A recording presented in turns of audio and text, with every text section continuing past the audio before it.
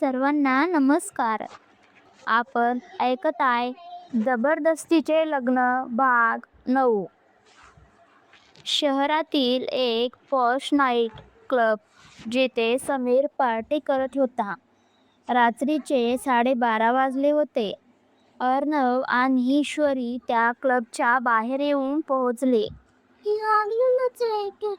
ईश्वरीने अर्णवकडे पाहिले तर अर्णवच्या चेहऱ्यावर अजूनही अविश्वासच होता.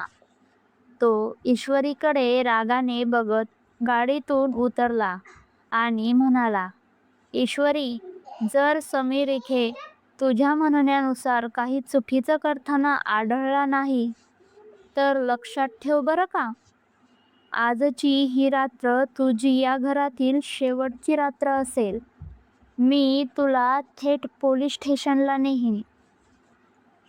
त्यावर ईश्वरी शांतपणे म्हणाली, मला मान्य आहे, पण एकदा तरी आपल्या डोळ्यांनी बघा की तुम्ही ज्याला बेस्ट फ्रेंड मानता तो काय करतोय. दोघेही क्लबच्या आत गेले. सगळीकडे जोरात म्युझिक सुरू होतं आणि रंगीबिरंगी लाईट्स चमकत होत्या. ईश्वरी फक्त समीरला शोधत होती. ईश्वरीने लांबूनच समीरला एका कोपऱ्यात बसलेलं पाहिलं. समीरच्या सोबत काही संशयास्पद माणसं होती.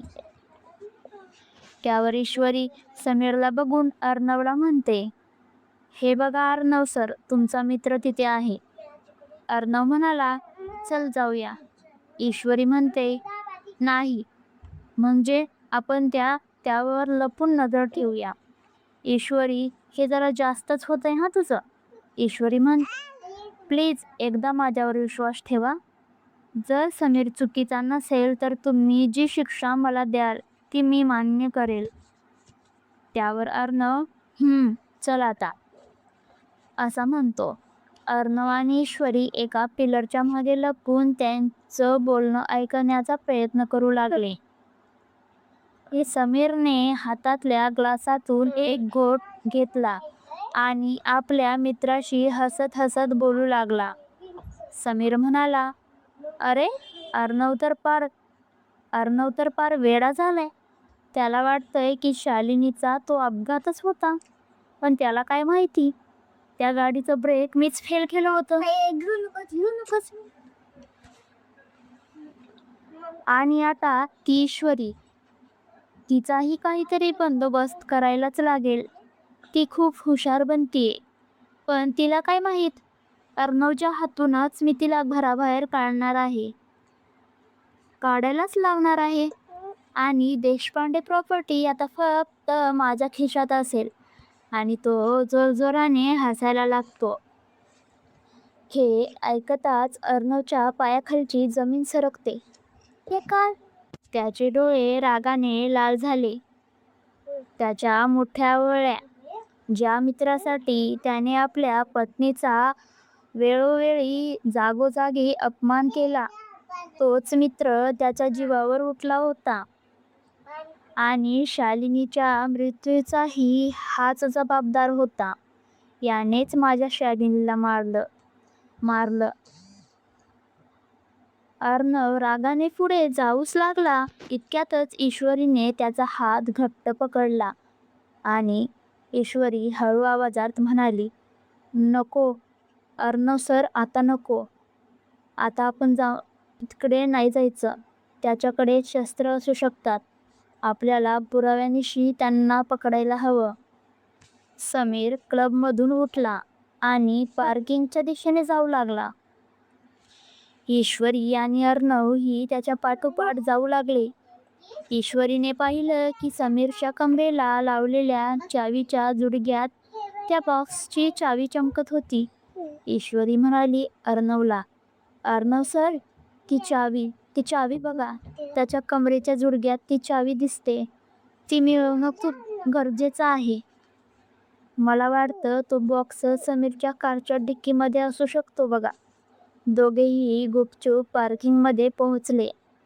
समीर आपल्या कारकडे पाठ करून कोणाशी तरी फोनवर बोलत होता. ईश्वरीने धाडस केलं आणि ती सरपटत समीरच्या कारजवळ गेली. अर्णवने तिला थांबवण्याचा खूप प्रयत्न केला, पण ईश्वरीने त्याचं काही ऐकलं नाही आणि ती त्याच्या कारजवळ गेली. तिने शिताफीने समीरच्या कारची डिक्की उघडण्याचा प्रयत्न केला, पण डिक्की लॉक होती. अचानक समीर मागे वळला आणि म्हणाला, "कोण आहे तिथे?" हे ऐकून ईश्वरी एका मोठ्या पिलरच्या मागे लपली. समीर जवळ येत होता. त्याच्या हातात चाकू होता. ईश्वरीचं हृदय जोरजोरात धडधडत होतं. अर्णवने पाहिलं की समीरने खिशातून चाकू काढला आहे. समीर ईश्वरीच्या अगदी जवळ पोहोचला होता. जसा तो वार करणार तसा अर्णवने अंधारातून झेप घेतली आणि समीरचा हात पकडला. अर्णव जोराने गर्जना करत म्हणाला, "समीर!" अर्णवचे डोळे मोठे आणि भुवया उंचावल्या होत्या. समीरला तर शॉकच बसला. अर्णव इथे कसा आला असेल? तो अवाक होऊन अर्णवकडे बघू लागला. "अर्णव, तू तू तू इथे काय करतोयस?" त्यावर अर्णव रागाने म्हणाला, "तुझं खरं रूप बघायला आलो होतो. तू शालिनीला मारलंस. तू माझ्याशी गद्दारी केलीस." का मारलंस तू माझ्या शालिनीला?" तो कॉलर पकडून जाब विचारत होता.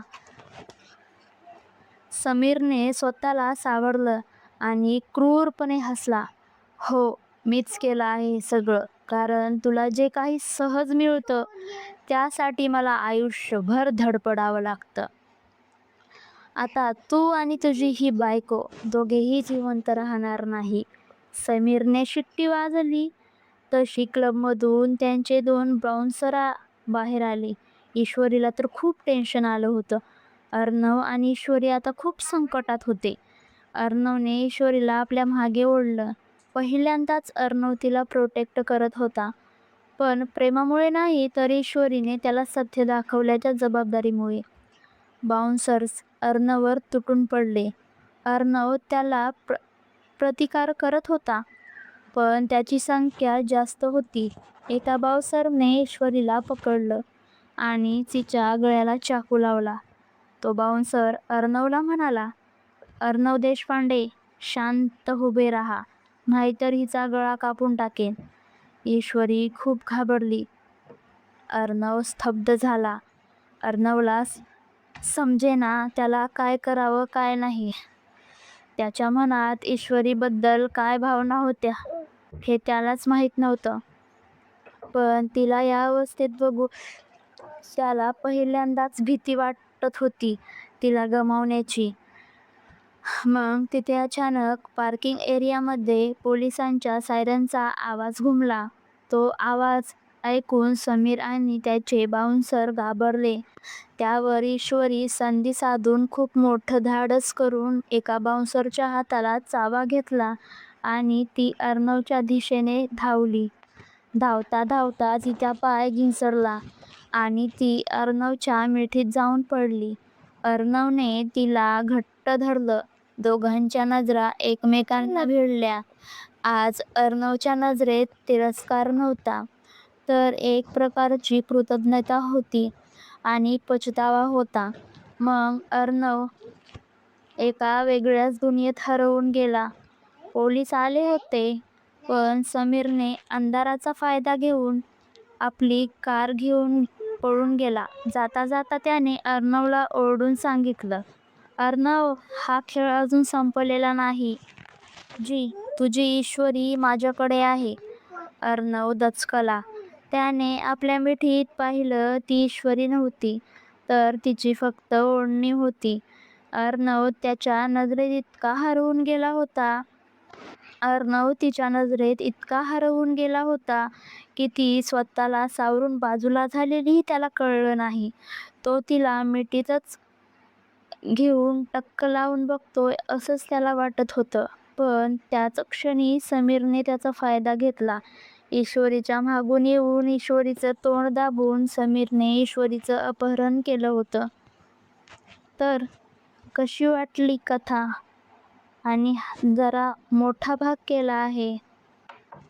जर कथा आवडली असेल तर लाईक, शेअर अँड सबस्क्राईब करायला विसरू नका. धन्यवाद. भेटूया पुढच्या भागामध्ये. तोपर्यंत काळजी घ्या.